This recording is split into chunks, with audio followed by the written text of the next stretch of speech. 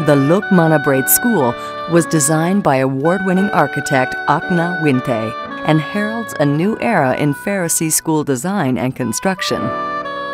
Considerable emphasis was placed on creating a stimulating teaching environment that fosters a sense of adventure and independence through not only the building design, but also the interior layout, the color scheme, the lighting fixtures, and the latest in educational aids and equipment. To further complement the beauty of the building itself, noted artist Edward Fugla created a frieze for the central hall of the school, which depicts the life of students as they venture out into the world in search of knowledge and good fortune. On August 1, 2006, Mayor Hagen Mortensen broke ground at the site of the new school, and 2 years later the first phase of construction was completed.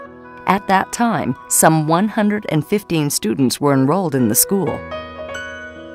Situated on a spacious campus of around 15,000 square meters, the school building itself covers some 6,200 square meters, and when it is fully operational, will serve some 450 students in a 2-track education program through the 9th grade. Currently, there are some 360 students and 35 teachers and staff. Associated with the school is an after-school program that provides special activities for children in the 1st and 2nd grades. This program is managed by an experienced and well-trained staff of 12.